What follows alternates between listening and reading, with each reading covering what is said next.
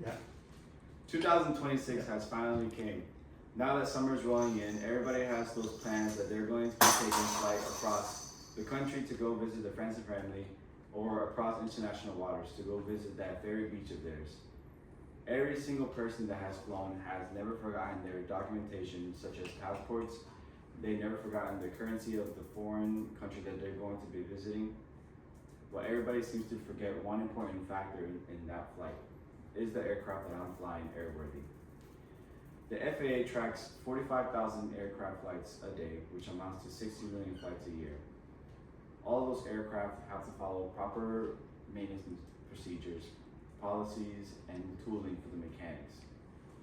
Today I'm going to talk to you guys about the importance of being a responsible mechanic, especially under the oath of signing up for your A&P license.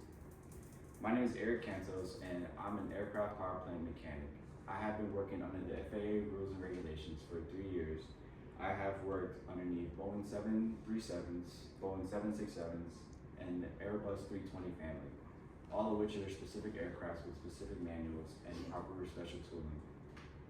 During the school, while I was studying for my airframe and power plant license, the instructors were always harping down on us about using current manuals, documentations, and following proper procedures.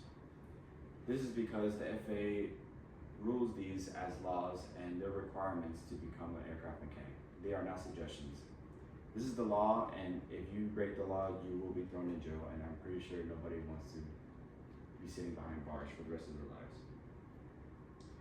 Using maintenance manuals for aircraft is a requirement by the FAA. When an aircraft is going through its beginning life cycle, there are procedures that the aircraft must follow with proper maintenance manuals that are up to date and safe for the aircraft to fly.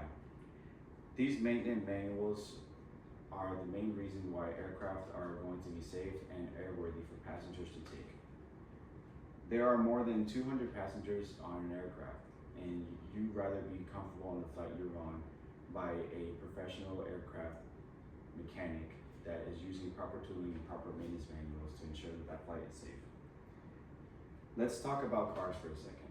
If you bring in your car to a mechanic shop and they're going off of memory on the brake job that you specifically asked them to do, you don't want some random Joe just to go off of memory and working on something that can save your life by stopping your vehicle. Now let's times that by 100. These aircraft are way more dangerous and a lot harder to control in the skies than they are on the ground. Following maintenance manuals protects lives and also protects yourself whenever you're working on it. And this leads into documentation.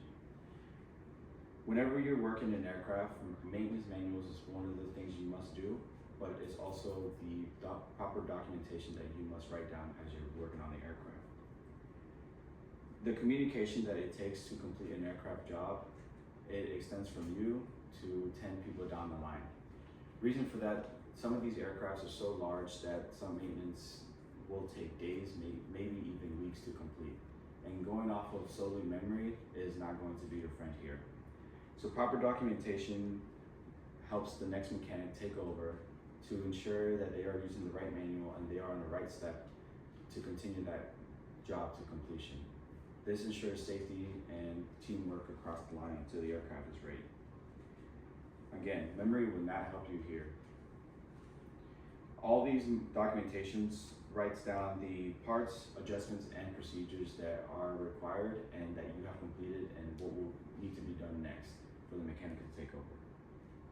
This is a teamwork effort, especially when it comes to a very large aircraft, and the FAA maintains these records. The documentation, as long as they are with the maintenance manager you're using, it gets sent off to the FAA to investigate if anything were to happen. But do not let that fear you, because these investigations can also lead to improved maintenance safety. Professionalism. Mechanics have a responsibility whenever they did sign up for that license of theirs, that they have an oath to use proper maintenance, and proper tooling, and proper documentation to ensure that the lives of 200 people in the skies arrive safely to their destinations. This is not a place for shortcuts. The reasons for that, I have worked under a MRO, maintenance repair overhaul facility, for 3 years, and there is there's always a stress on trying to meet these timelines. While supervisors and managers are secretly suggesting to mechanics to take these shortcuts, that's also opening up a risk to endangering the lives of many on these airplanes. I have received aircraft where some of these airplanes come in with improper maintenance, which is not good. Following these procedures, ensuring that you're using proper tooling is very important. Now, you may have completed the job and your tooling is put away, but that's not where it ends. You also have to do a area cleanup to ensure that there is no foreign object debris, or in our acronym, FOD. These little pieces of metal that can be sucked into the engine can cause huge catastrophic damage to the engine and cause aircraft to damage and fly out of the sky, which is not good. Specific aircraft has specific tools, so ensuring that there are the proper tooling, you have to use the tool that the maintenance manuals use. Next time you pick up a wrench, open up a proper manual and remember your oath. Every repair you do affects people. These flights also contain your family members. Next time you're on a flight, think to yourself, do I trust my wife well enough to fly on this aircraft? And that is my speech. Yeah.